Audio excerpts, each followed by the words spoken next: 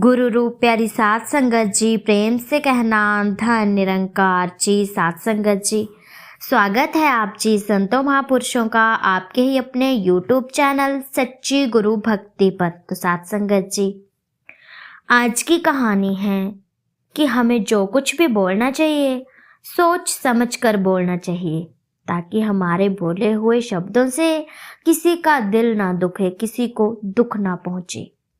तो साथ संगत जी, हमें अपनी वाणी जो है वो मीठी ही रखनी चाहिए। यदि हम अपनी वाणी मीठी रखेंगे तो ही लोग हमसे प्यार करते रहेंगे। तो साथ संगत जी, सोच कर बोलें। एक आश्रम में कुछ शिष्य अध्ययन कर रहे थे। गुरुदेव उन्हें विविध विषय सिखा रहे थे।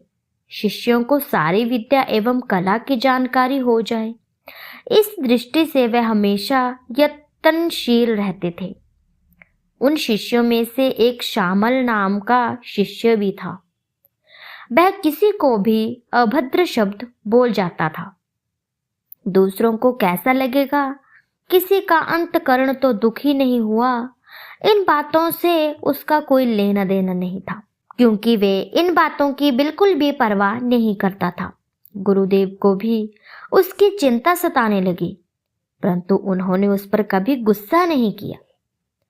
गुरुदेव ने एक बार उसे अपने पास बुलाया और कहा, बेटा श्यामल, एक काम करना। वह बोला, जी गुरुदेव, कहिए। गुरुदेव ने मुलायम पंखों से भरी हुई गठरी उसके हाथों में देते हुए कहा, बेटा, यह गठरी खुले मैदान में जाकर के खोलना और इसे वहीं पर खाली करके आना।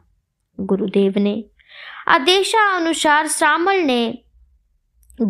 के आदेशानुसार श्यामल ने मैदान में जाकर पंखों की थैली खाली की और वापस गुरुदेव के पास आया।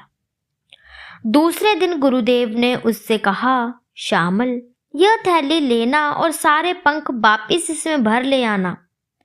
श्यामल मैदान में गया, वहां एक भी पंख उसे दिखाई नहीं दिया। सारे पंख हवा में यहाँ वहां उड़ गए थे।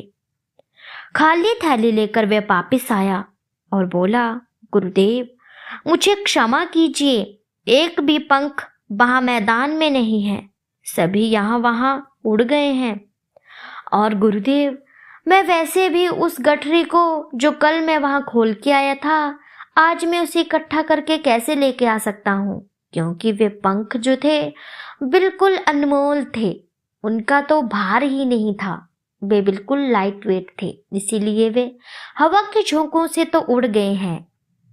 तो सात संगत जी, वे कहता है कि गुरुदेव, आपको तो इन बातों का पता होना चाहिए ना, कि जो कल मैं गठरी खोल के आया था उसमें जो पंख थे वो कितने ही हल्के थे, जिसकी वजह से वो उड़ गए होंगे, तो आपने मुझे ऐसा क्यों कहा करने के लिए।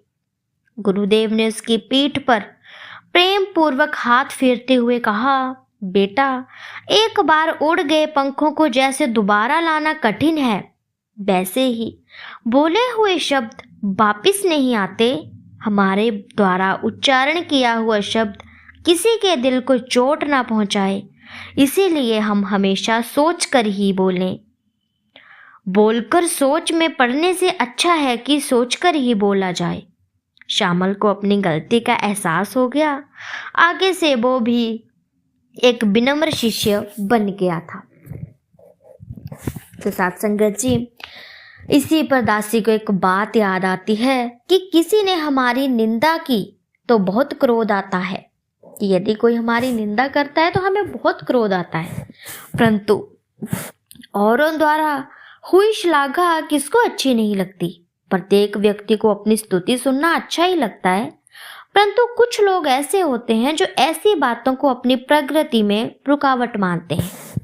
राष्ट्रपति महात्मा गांधी के मन में विनोबा भावे जी के प्रति बहुत आदर था। एक बार महात्मा गांधी ने विनोबा जी को एक पत्र भेजा। पत्र पढ़कर विनोबा जी ने फाड़ कर फेंक दिया। गांधी जी का पत्र फाड़कर फेंका हुआ देखकर उनके शिष्यों को बड़ा आश्चर्य हुआ। एक शिष्य ने तो पूछ ही लिया, गुरुदेव, आपने गांधी जी का पत्र फाड़ क्यों दिया। कारण उसमें कुछ झूठ लिखा था। परंतु गुरुदेव, महात्मा गांधी तो कभी झूठ नहीं बोलते, ऐसा आप हमेशा कहते हैं ना। हाँ बेटा, गांधी जी कभी असत्य नहीं बोलते, परंतु इस पत्र में उन्होंने मेरी बहुत ही स्तुति की थी, मुझे बड़प्पन दिया था। परंतु दुनिया में बहुत से लोगों के श्रेष्ठ होते हुए मैं अपने आप को कैसे श्रेष्ठ मान सकता हूँ, और उनकी ही हुई स्तुति से मेरा अहंकार बढ़ जाता, इसीलिए वह पत्र मैंने तुरंत फाड़ दिया।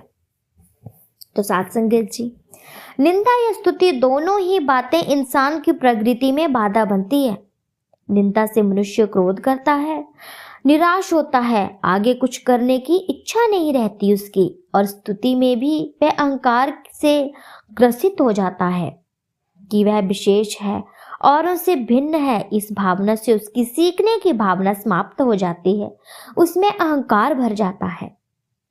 वह प्रशंसा प्रकृति में बाधा बन जाती है, अहंकार जैसे दुर्गुण बढ़ने लगते हैं। इसलिए संत हमेशा निंदा और स्तुति दोनों बातों को माया समझकर उनका प्रभाव न ग्रहण करते हुए अपनी साधना जारी रखते हैं और प्रगति पथ पर धैर्यपूर्वक चलते रहते हैं।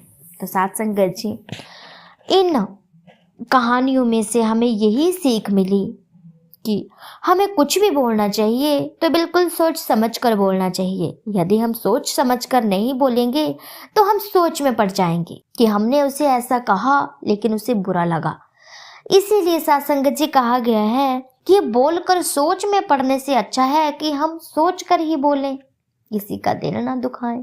तो साथ संगत जी, दासी इस कहानी के जरिए यही संदेश देना चाहती है कि हमें जो कुछ भी बोलना चाहिए सोच समझकर बोलना चाहिए, ताकि किसी का दिल ना दुखे, ताकि किसी को हमारे द्वारा बोले हुए शब्दों से दुख ना पहुंचे।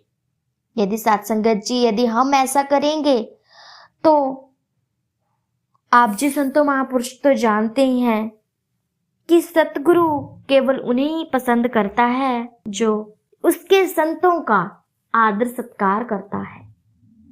यदि हम उनका निरादर करेंगे, अब कटु वचन बोल के उनका अपमान करेंगे, तो सतगुरु हमसे कभी खुश नहीं होगा। चाहे हम कितने भी ज्ञानी हो, चाहे हम कितने भी सेवक हों, गुरु हमसे खुश नहीं होगा। गुरु तभी खुश होता है जब हम उसके शिष्यों से अच्छे से बात करते हैं, उनका आदर करते हैं, उनका सम्मान करते हैं। इसीलिए साथ संगत जी, हमें भी सम्मान आदर करना है और अपने गुरु को रिझाते रहना है। यदि गुरु खुश रहेगा तो साथ संगत जी, हमारी जिंदगी भी बिल्कुल अच्छे तरीके से चलती रहेगी, खुशहाल रहेगी, परेशानियों का सामना नहीं करना पड़ेगा साथ संगत जी, और हमारी मुक्ति का रास्ता भी खुद व खुद ही खुलता चला जाएगा। तो साथ संगत जी, दासी की कहानी आप जी संतों महापुरुषों को अच्छी लगी हो तो दासी के चैनल को लाइक और कमेंट में ज़रूर बताइएगा कि आप जी को कहानी कैसी लगी है। तो साथ संगत जी, चैनल पर नए हैं तो चैनल को सब्सक्राइब ज़रूर कर लीजिएगा और बेल आइकन के बटन को दबाना भी ना भूलिएगा। ऐसी ही प्रेरणादायक कहानियाँ मैं आप जी के सामने लेकर के आती रहूँगी साथ संगत जी। तब तक के लिए धन्य निरंकार जी।